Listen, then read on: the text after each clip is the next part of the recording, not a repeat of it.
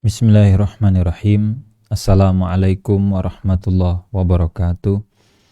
Alhamdulillah wassalatu wassalamu ala rasulillah wala hawla wala quwata illa billah. Allahumma alimna ma yanfa'una wa anfa'na bima 'allamtana wa zidna ilma. Allahumma arinal haqqa haqqan warzuqna tiba'ah wa arinal batila batilan warzuqna ijtinabah. Kaum muslimin dan kaum muslimat rahimani wa rahimakumullah.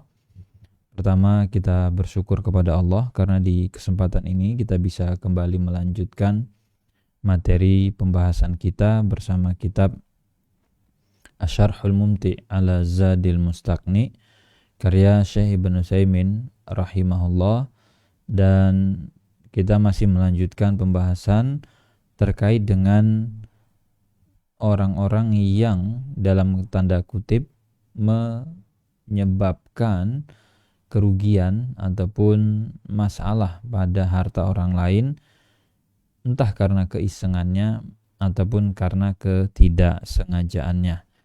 Nah, di sini dikatakan contoh yang lain adalah ketika ada dua pihak, satu si A sebagai pemilik dan satu lagi si B. Nah, si B ini yang melakukan tindakan-tindakan terhadap harta si A. Di sini dikatakan au fataha baban, si B membuka pintu. Yakni fataha baban fazahaba ma fihi, dan pintu yang dimaksud di situ adalah pintu kandang ataupun pintu tempat si A menyimpan hewannya. Falau fataha baban an syatin, sebagai contoh di sini si A itu punya kambing, lalu ya dibuatlah kandang. Kemudian si B membuka pintu kandang itu dan keluar kambingnya. Falamma fatahal bab kharajati syah fatalifat. Kemudian setelah keluar, biasanya kapan keributan terjadi? Di saat muncul masalah. Apa masalahnya? Dibuka pintunya, kambingnya keluar, lalu kambingnya ketabrak atau kambingnya tadi misalnya dicuri orang, fatalifat. Maka muncul pertanyaan, yang tanggung jawab siapa? Fa'ala fatihil bab ad-dhaman. Kalau kambing itu gara-gara dibuka, akhirnya dia mungkin hilang. Atau gara-gara dibuka mungkin gak tahu kemana pergi dicuri orang. Yang tanggung jawab adalah fatihul bab, si pembuka pintu tadi, yaitu si B. Li'annahu mutasabbib, karena si B adalah penyebab keluarnya kambing, dan gara-gara kambingnya keluar, kambing itu hilang. Wal mutasabbib alaihi ad-dhaman, penyebab kejadian ini dia harus tanggung jawab. Fa in ijtama'a ma'ahu mubashir fad-dhamanu 'alal mubashir. Nah, seperti yang sudah kita bahas di sesi sebelumnya, apabila muncul pihak ketiga yang namanya si C, tadi kan dua pihak saja, si A pemilik kambing, lalu si B yang iseng dan buka pintu kandangnya. Nah, sekarang muncul pihak ketiga namanya si C. Ketika si C muncul dan si C berhubungan langsung dengan kambing itu, nanti yang tanggung jawab siapa? Yang tanggung jawab adalah si C. Contohnya apa? Si B itu membuka pintu kandang, keluar kambingnya si A. B disebut mutasabbib, pihak yang menyebabkan. Tapi begitu kambingnya keluar, akhirnya kambing itu mungkin dilempar, kambing itu mungkin dipukul, kambing itu mungkin ditabrak gitu ya, secara sengaja oleh si C. Berarti nanti yang tanggung jawab siapa? Si C. Karena si C adalah mubashir. Dia yang langsung mematikan atau dia yang langsung membunuh atau membuat cacat kambing itu. yakni law fatahal bab summa ja'a insan wa akhraja syah wa talifat fadhamanu ala sani. Nah, tapi di sini contohnya pihak ketiganya itu si C itu bukan pihak yang nabrak. Tapi di sini sebagai pihak yang mengeluarkan kambing. Berarti kalau si C dengan si B ini temenan, mereka datang ke kandang kambingnya si A buka pintunya, datang si B, masuk ke kandang dan digendong kambingnya. Atau kambingnya diusir-usir sehingga kambing itu keluar. Berarti posisinya si B sebagai mutasabib, penyebab, dan posisinya si C adalah sebagai mubashir. Li'annahu, di sini fadhaman ala sani li'annahu mubashir wala dhaman alal mutasabbib ma'al mubashir illa idza kanat al mubashara mabniyatun ala as-sabab. Berarti yang tanggung jawab adalah si C. Kemudian yang kedua atau yang berikutnya, au halla wikaan. Sekarang kasusnya yang dibuka oleh si B itu bukan kandang, bukan pintu, melainkan adalah ikatan ataupun tutup. Yakni laukana hunaka duhnun aw asalun fi wi'ain fahalla wika'a hadhil wi'a, lalu si B itu buka tutupnya. Jadi ada benda cair atau mungkin agak semi padat, seperti apa mentega, seperti apa minyak, yang itu berada di kantong atau berada di botol. Kerjaan si B ngapain? Si B buka tutup botolnya. Akhirnya nanti tumpah. Yang tanggung jawab itu adalah si B. Jadi objeknya berganti, hanya saja polanya sama. Makanya nanti Syekh akan memberikan kaidah supaya kita lebih mudah untuk memahaminya. Jadi halawika, dibuka tutupnya atau dibuka ikatannya. Kalau sekedar dibuka tidak menimbulkan efek atau tidak menimbulkan masalah, mungkin gak akan ada keributan. Dia udah dibuka aja tutup botolnya. Tumpah minyaknya enggak. Isinya menteganya tumpah enggak juga. Ya sudah, biasanya kecenderungannya tidak menyebabkan keributan. Makanya di sini dikasih kata-kata fandafaqa ad-duhnu awil asal, atau contoh yang lain yang cair itu apa? Madu misalnya. Madunya enggak ditutup, tumpah. Dibuka ikatannya, tumpah. Fa'alaihi ad-dhaman. Berarti si B wajib mengganti.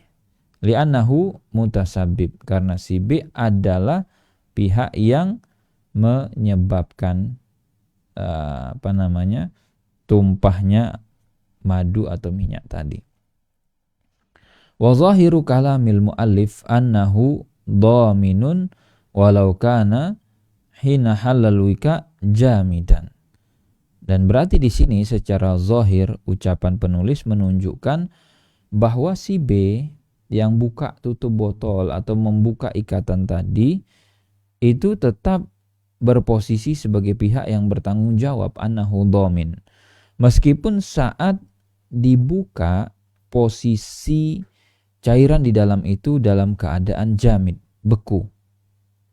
Contohnya apa? Ya mungkin lemak, ya ada lemak yang dimasukkan di botol atau di kantong, dia agak membeku sehingga kalaupun botol itu miring ataupun tadi wadahnya tidak tegak, dia nggak tumpah. Ya tetap aja karena posisinya beku. Atau mungkin ada mentega. Summa azabat husyams. Tapi karena berada di posisi dia nanti ketika di meja atau mungkin di tempat itu tersorot oleh matahari, meleleh, mencair, tumpah. Pertanyaannya, ganti rugi atau tidak si B? Jawabannya dia ganti rugi. Gak bisa dia mengatakan, kan yang salah matahari yang memanaskan, bukan saya. Enggak. Di posisi ini yang tanggung jawab adalah si B, bukan matahari. Aukana hina halal wika waqifan summa harfat hurrih fa'alaihi ad-dhaman. Atau posisinya penyebab tumpahnya itu secara langsung itu angin. Jadi dibuka nih botol madunya, dia berdiri awalnya, nggak tumpah. Tapi karena ada angin kencang, ketiup angin, botolnya guling, tumpah isinya. Pertanyaannya, si B ganti rugi nggak? Jawabannya iya. Fa'alaihi ad-dhaman. B, kamu tetap ganti rugi. Li'annahu mutasabbib. Karena kamu yang menyebabkan botol itu terbuka. Dan gara-gara botolnya terbuka, tutupnya tadi itu, begitu kena angin, guling, jadi tumpah. Auribaton. Sekarang contoh yang lain. Kalau tadi pintu, kemudian tutup atau pengikat botol, sekarang adalah ribat. Jadi ikatan tali ikatannya. Yakni wajada hayawanan marbuton masalan fahalla ribatahu fazahaba. Si A punya kambing, punya sapi, punya hewan-hewan lain yang itu bentuk menjaganya itu diikat.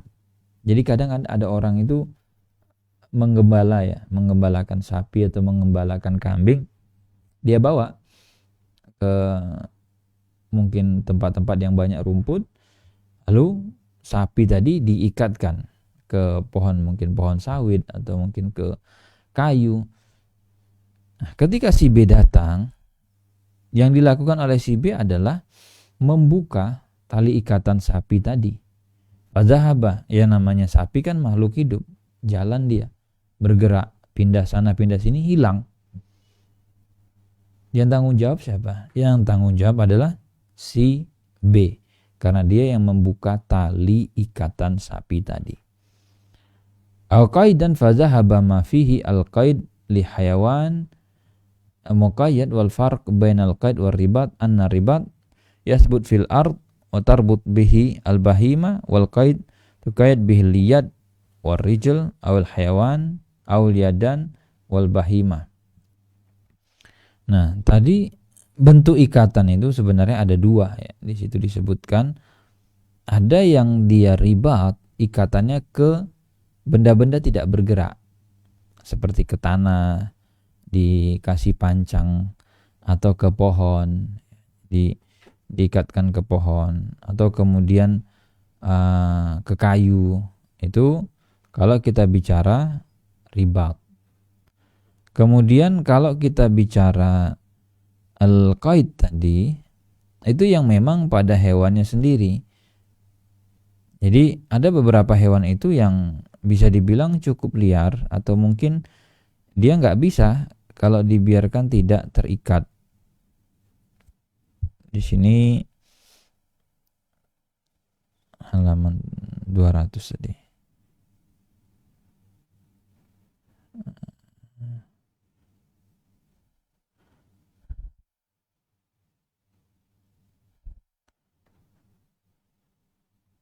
Nah, jadi yang menyebabkan kaburnya itu siapa? Yang menyebabkan kabur adalah gara-gara dilepas. Ada nggak pemilik misalnya si A gitu ya, sengaja ikat kaki kambingnya atau sengaja ikat kaki sapinya supaya dia tidak kabur. Nah, kalau seperti itu, gara-gara si B lepas, dia jadi kabur, berarti nanti yang tanggung jawab adalah si B.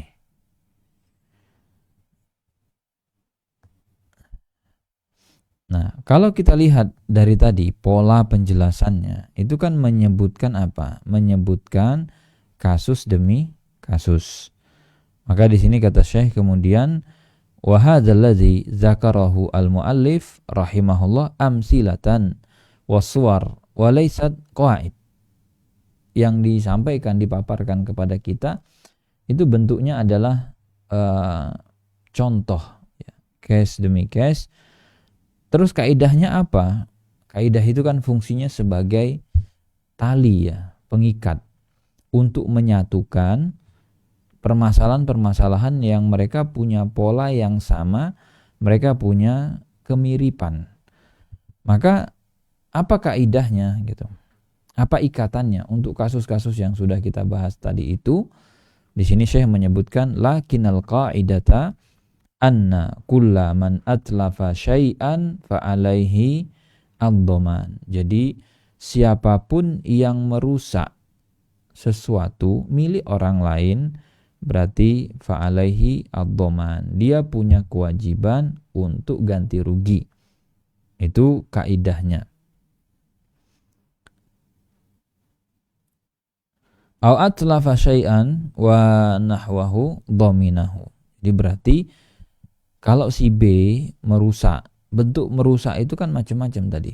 Dengan cara memukul langsung, dengan cara membuka pintunya, dengan cara membuka sangkarnya, pokoknya apapun. Yang ternyata gara-gara tindakan tadi, ya sudah, harta orang lain jadi hilang, harta orang lain jadi rusak, berarti wajib dia ganti. Aw atlafa syai'an wa nahwahu dhaminah. Fa masalan la furida anna hadhihi syata allati fataha laha albab futiha laha albab kharajat wa akalat zar'a insanin. Nah, sekarang masalah baru muncul. Masalah baru itu artinya begini, kerusakannya bukan pada hewan milik si A. Bukan. Jadi gara-gara si B buka pintu, B lepas ikatannya, hewannya si A tadi kan keluar. Tapi yang rusak itu bukan hewannya, bukan hartanya ini, tapi objek lain milik orang lain yang bermasalah gara-gara si hewan. Contohnya di sini disebutkan si B fatahalahal bab, membukakan pintu, wa kharajat, akhirnya sapi atau kambing tadi keluar, wa akalat zar'a insanin. Nah, sapi tadi keliaran, mungkin dia keliling ke kebun tetangga, dia makan mungkin sayurannya, kambing tadi makan tanaman tetangga, dan seterusnya. Fa'ala man fatahal bab dhaman syah, yang tanggung jawab adalah yang bukain pintu. Jadi bukan si A. Berarti kalau tadi tetangga yang jadi korban adalah si C nuntutnya ke siapa? Si C nuntut atau datangnya ke B, bukan ke A. Jadi kalau si B datang ke A, ini sapi kamu makan tanaman saya. A, kambing kamu ini merusak kebun saya. Mana ganti ruginya? Maka si A alihkan si C tadi ke B. Bilang sama si C, C ini yang bikin kambing saya lepas, yang bikin sapi saya lepas bukan saya. Itu hewan di kandang. Yang menyebabkan sapi saya keliaran lepas itu adalah si B. Maka kamu minta ganti rugi kepada si B. Nah, itu aturannya atau flow-nya seperti itu. Wa dhamanu man ma'at lafat binazar wa kadzalika law anna ta'ira istadama bi syai'in wa talifa hadza syai' fa'ala man fataha qafasahu ad-dhaman. Termasuk contoh yang lain di pembahasan sebelumnya itu kita bahas burung. Jadi berarti si B membuka sangkar burung milik si A. Ternyata burung ini terbang, tapi karena satu dan lain hal, burung ini nabrak. Misalnya apa yang dia tabrak? Dia menabrak pengendara motor, atau dia nabrak kaca rumah orang, atau dia nabrak, intinya dia menyebabkan kerusakan si burung tadi. Berarti korbannya si pengendara motor atau siapa lagi Yang ketabrak tadi minta ganti rugi ke siapa? Minta ganti ruginya ke B, bukan ke A. Jadi meskipun hewan-hewan tadi terbang dan yang lain, kan dia tetap bisa diketahui. Jadi mungkin, oh ini yang punya hewan ini si A, karena orang tahu dan di hewan itu ada tandanya, mungkin ada nomornya. Karena beberapa hewan itu dikasih gelang, cincin, yang di situ ada nomor pemilik. Nah, pada posisi ini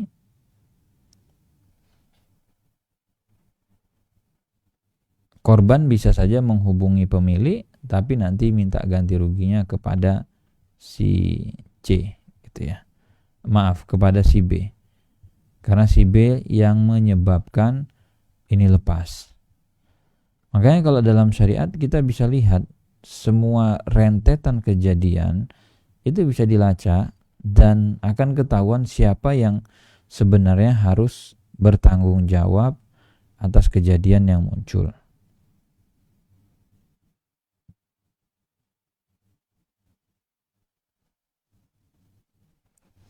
Nah, termasuk tadi ya, kalau misalnya minyaknya tumpah atau madunya tumpah, fa'afsadahu fa'alaihi dhaman, dan dia menumpahi atau dia mengenai sesuatu yang lain dan merusak, fa'afsadahu fa'alaihi dhamanu, berarti dia punya kewajiban untuk apa? Ganti rugi. Apa yang dia ganti rugi? Ya tadi objek yang dia rusak.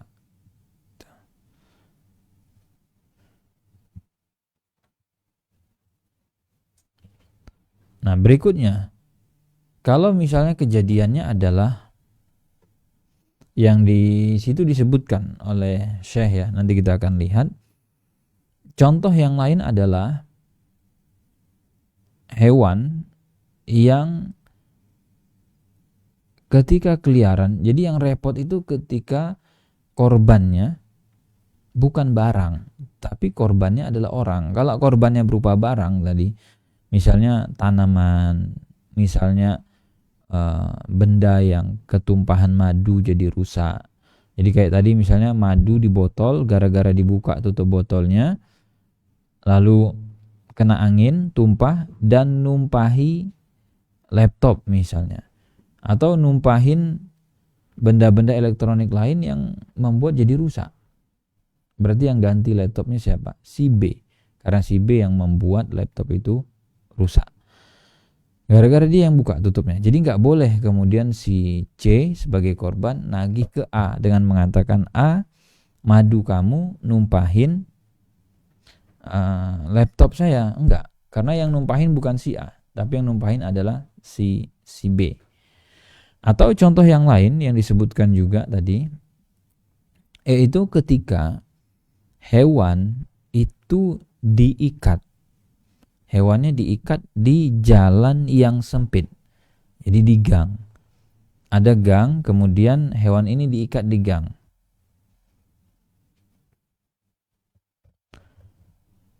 Gara-gara diikat di gang yang sempit, akhirnya apa?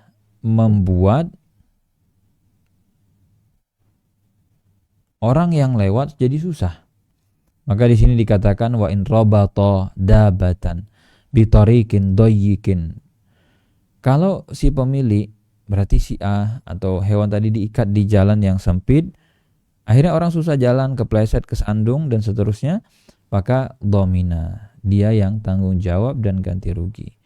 Fi waqtil muallif la tujad sayyarat. Nah, Syekh menegaskan, kata Syekh Utsaimin, di masa penulis masih hidup itu tidak ada mobil. Ya adanya kendaraan mereka waktu itu apa? Ya hewan. Wa fi waqtina la tujad ad-dawab lakin asy-syai' yuqas bisyai'. Dan kebalikannya di zaman kita kan tidak ada.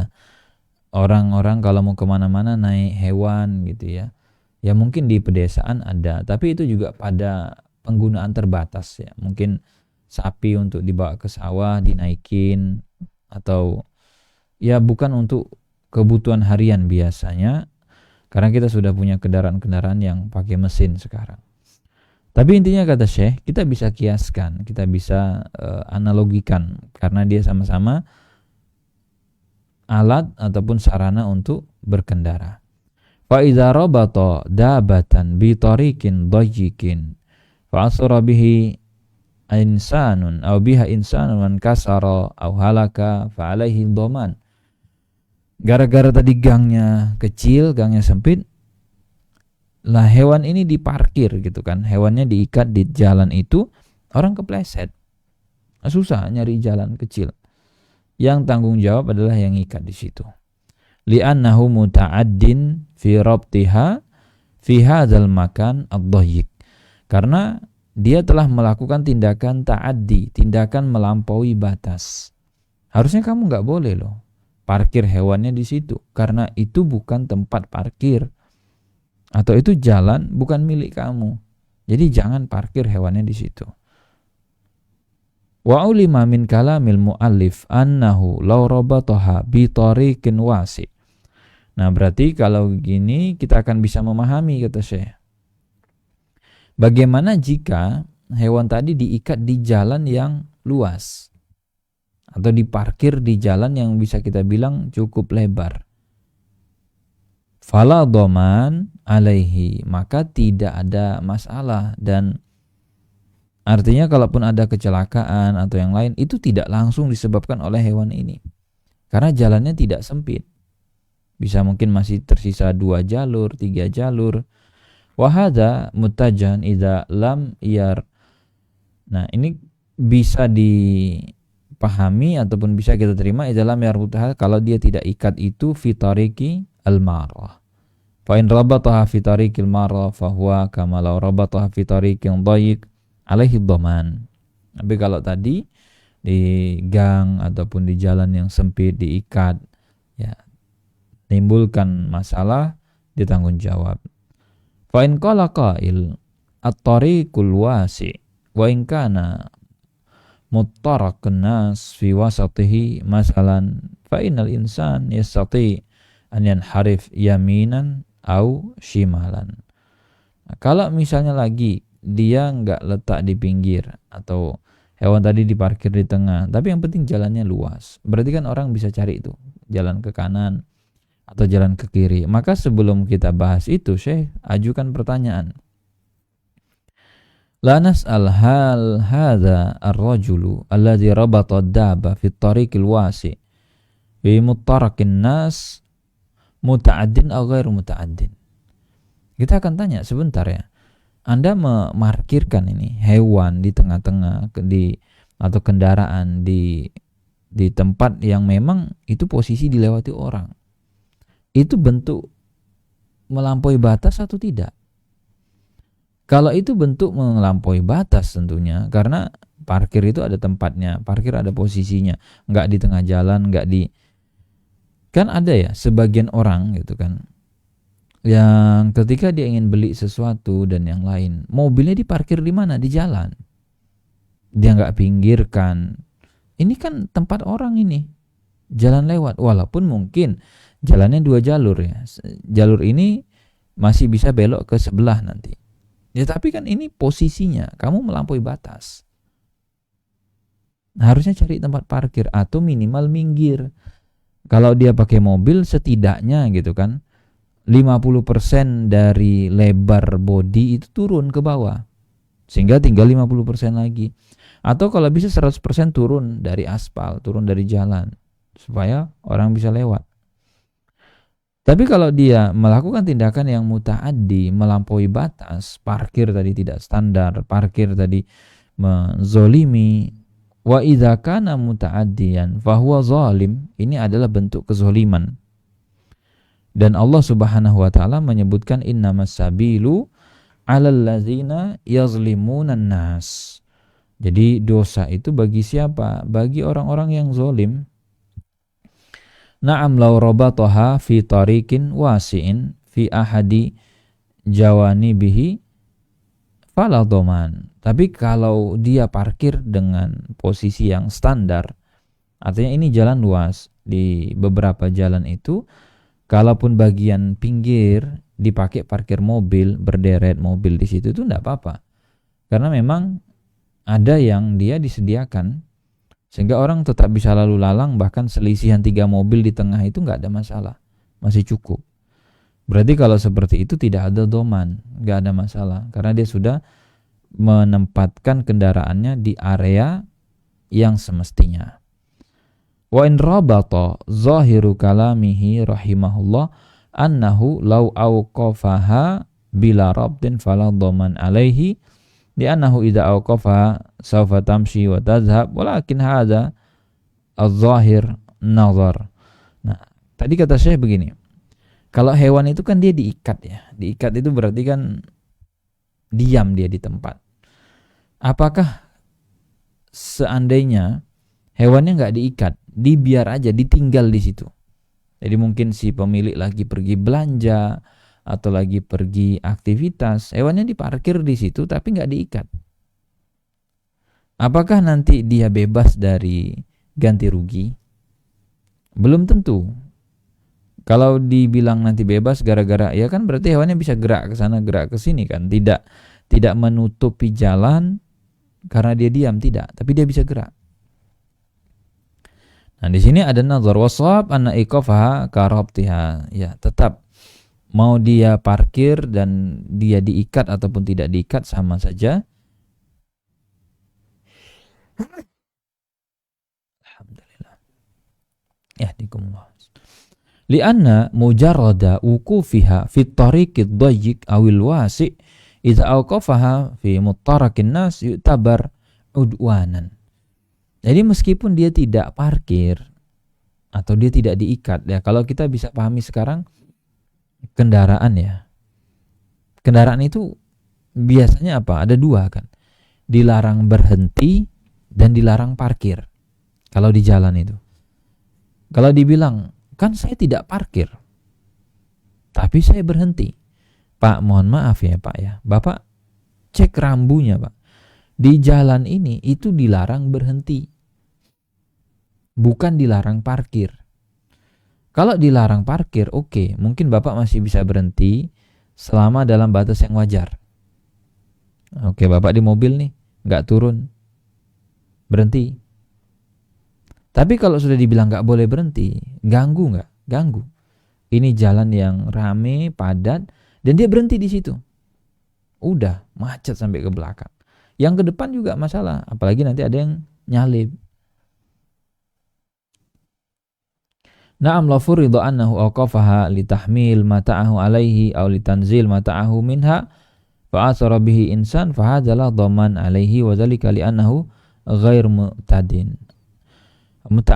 Jadi untuk case gimana seandainya berhentinya hewan itu, berhentinya kendaraan itu karena memang ada kebutuhan yang simpel adalah untuk naikkan barang atau menurunkan muatan. Nah, kalau di zaman sekarang kan kita bisa terima ya, maksudnya bisa lihat itu beberapa kendaraan umum itu dia mau nggak mau harus berhenti tuh, oplet, angkot atau mungkin bis dan seterusnya. Boleh nggak dia turunkan penumpang? Dan di beberapa jalan itu sebenarnya ada tanda dilarang menaikkan atau menurunkan penumpang di area ini. Harusnya ada, nggak boleh dia kalau di tempat-tempat yang ada tanda seperti itu. Tapi ya kadang tetap saja, gitu kan. Sehingga kalau memang itu adalah area di mana memungkinkan, tidak ada larangan untuk menurunkan penumpang, tidak ada larangan untuk menaikkan barang, ya boleh dia lakukan itu karena dia tidak dianggap melampaui batas. Wa hadhihi adatun nas, dan kata Syekh ini juga kebiasaan orang. Jadi orang itu sudah maklum di sini bongkar muat. Ya sudah, itu hal yang lumrah dan tidak dianggap perbuatan melampaui batas. Tapi ada beberapa jalan yang mana kalau kita sekedar berhenti saja itu sudah dianggap melampaui batas. Pak, mohon maaf, ini jalan kita sempit, Pak. Cuman bisa untuk selisihan mobil dan itu pun kadang spion harus dilipat. Sudah nempel tuh. Nah, dia berhenti di situ. Kan dia jadi ngunci jalannya. Walau qulna bid-dhaman la hasala iskal azim. Nah, untuk kasus yang tadi yang mana dia berhenti di tempat yang boleh berhenti, dia menaik turunkan penumpang di mana tempat itu boleh naik turunkan penumpang, atau dia turunkan barang atau naikkan barang di jalan yang mana mungkin untuk melakukan itu ada space-nya, ya silahkan. Dan kalau itu dilarang malah jadi masalah, kata Syekh. Walakan al-insan la yumkin an yahmil mata'ahu ala ba'irihi illa idza adkhalaha ila baitihi wa hadha masyaqqah azimah. Apalagi kalau bicara case itu ada orang-orang yang rumahnya memang di pinggir jalan dan dia habis belanja sesuatu atau dia lagi bawa sesuatu. Gimana caranya untuk memindahkan barang itu ke rumahnya? Ya mau nggak mau kan kendaraan harus berhenti. Nah, tinggal lagi memang nanti ada masing-masing kita akan tahu jalan di depan rumah kita itu biasanya jam-jam ramenya kapan sih? Oh, kalau jam 7 sampai jam 9 pagi sebaiknya tidak berhenti. Kenapa? Karena ini jalan yang rame. Orang pergi kerja, berangkat sekolah, ke pasar. Ini jalur utamanya. Ya sudah, hindari kalau begitu. Jadi enggak juga mentang-mentang kita bilang, kan ini depan rumah saya butuh sebentar. Bisa enggak diberangkatkan sebelum jam 7? Artinya dibongkarnya atau dinaikkannya mungkin habis subuh, jam 5, setengah 6. Atau nanti setelah jam 9, jam 10-an biasanya lengang karena anak-anak di sekolah, kemudian orang sudah di kantor, yang di pasar sudah pulang, jam 10-an lengang. Ya situ, dibongkar di situ, di jam itu. Nah, ini juga jadi pertimbangan. Makanya tadi kan ada pertanyaan, tindakan kamu itu melampaui batas atau tidak? Kadang kita sendiri pun bisa jawab gitu. Ketika diajukan pertanyaan itu kita sendiri bisa jawab, iya emang saya ini cari masalah gitu. Udah tahu jam rame ini, sengaja aja pengen heboh aja. Nah, itu penting juga untuk ditanyakan. Walau qulna bid-dhaman la hasala iskal azim. Tadi walakana insan wa hadhi masyaqqah azima idzan ad-dhabit. Nah, ini beliau memberikan semacam rambu ya. Diberikan semacam acuan ataupun pedoman yang bisa kita pegang. Idza auqafaha au rabataha fi makanin yu'tabar muta'addiyan fa'alaihi ad-dhaman. Jadi kalau diberhentikan atau diikat atau diparkir tadi di tempat-tempat yang masyarakat pun bilang, anggap bahwa ini tindakan yang melampaui batas, tidak semestinya Anda lakukan. Berarti kalau muncul masalah gara-gara parkirnya mobil dia di situ, muncul masalah gara-gara parkirnya motor dia di situ, dia wajib tanggung jawab. Gak boleh dia tutup mata. Ya saya gak tahu, gak mau tahu saya. Yang kecelakaan kan dia, bukan saya. Ya kecelakaan dia kan jatuh sendiri. Nah Pak, mohon maaf ini. Dia itu akhirnya harus melipir ke kanan gara-gara mobil Bapak parkir di sini. Gak bisa nih dilewati. Mau gak mau ke kanan. Dan di kanan rame, crowded, orang akhirnya apa? Serempetan. Itu harus tanggung jawab. Maka kalau orang paham hal-hal yang semacam ini kan insya Allah enak ya. Artinya kita di masyarakat pun gak akan ketemu itu mobil yang sembarangan parkir, gak akan ketemu kita motor yang ketika parkirnya di badan jalan. Makanya di beberapa daerah kita ketika lewat di situ harus hati-hati. Kenapa? Karena warga itu parkir motornya di mana? Ini jalan cuman muat untuk 2 mobil. Nah, badan jalan diparkirin motor. Kalau ketabrak motornya, dia akan tuntut kita. Padahal yang jelas salah itu dia. Apalagi di malam hari dan kondisi jalan gelap, tidak ada penerangan lampu-lampu jalan. Ini jadi masalah lain. Wasayarat al-an hukmuha hukmud dabbah. Nah, Syekh walaupun tadi belum sampai ya, beliau belum singgung ini, tapi Di sini beliau singgung bahwa mobil di zaman kita itu kan sebenarnya sama seperti hewan-hewan tunggangan tadi. Fa iza awqafaha fi makanin wasi'in wa laysa fi tariqin nas, kalau diparkir di jalan yang luas dan itu bukan jalan tempat orang lewat, artinya space-nya adalah gitu ya untuk minggirin mobil. Wa asara biha insan fa innahu la dhaman alaihi ala sahibi sayar. Ada enggak sih orang kecelakaan gara-gara mobil yang diparkir di pinggir? Ada orang kecelakaan. Contohnya apa? Kan banyak berita di tol gitu ya. Kalau kita perhatikan di tol dan yang lain, itu ada truk itu sudah parkir di bahu jalan, udah pinggir dia. Jadi di beberapa ruas jalan itu ada memang disediakan. Kalau truknya lagi macet, belok dia minggir. Nah, truk berhenti itu pun ada yang nabrak. Padahal dia udah parkir di pinggir. Memang itu tempatnya. Ada nggak yang kecelakaan? Ada. Entah karena ngantuk, entah karena enggak fokus saat nyetir. Nyenggol, kecelakaan, meninggal. Pertanyaannya, supir truknya atau pemilik mobil yang parkir di tempatnya disuruh ganti rugi nggak? Enggak. Justru dia yang diganti. Pak, mohon maaf, truk bapak kita tabrak, jadi rusak. Ini ganti rugi. Nah, itu gunanya apa? Melihat posisi mobil ini saat parkir di tempat yang zolim atau tidak, melampaui batas atau tidak. Li'annahu lam ya'tadi haitsu innal 'adah jarat bi anna an-nas yuqifuna sayyaratahum fil amkinah al-wasi'ah wa la yu'addu hadza i'tidaan. Dan itu tidak dianggap sebagai apa? Tindakan yang melampaui batas, karena memang kebiasaannya orang di masyarakat juga, dan mungkin secara regulasi sudah diatur, ya mobil itu diparkir gak apa-apa. Di mana? Di ruas jalan yang luas, dia punya space kanan kiri khusus untuk parkir. Dan ini tidak dinilai, la yu'addu hadza i'tidaan.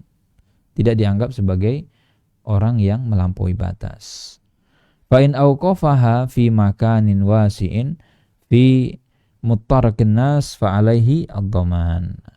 Kalau dia memberhentikan mobil tadi, memarkirnya di jalan yang luas atau di tempat yang sempit, maaf, berarti ada masalah, ya ganti rugi. Seperti tadi parkirnya di ini bukan tempat parkir, dia letak mobil di tengah, kecelakaan, tanggung jawab dia. Li'annahu muta'addin wa in awqafaha fi tariqin wasi' fi janibi tariq fala dhaman alaih. Lakin ma hiya as-sa'ah. Nah, sekarang muncul pertanyaan. Dari tadi itu kita bahas jalan sempit, jalan luas, jalan lebar. Itu apa maksudnya? As-sa'ah an yabqa makanan yumkin an tamurra bihi sayyarat. Nah, beliau menyebutkan di sini, dibilang jalan itu luas, dibilang jalan itu lebar, jika memang masih ada tempat memungkinkan untuk berlalunya kendaraan. Fa idza taraka makanan yumkin an tamurra bihi sayyarat fa hadza laisa bi mu'tadin. Kalau dia parkir dan memang ada tempat, ya sudah, ini bisa lalu lalang orang di situ, itu tidak masalah. Wal adal an jariyah bizalik.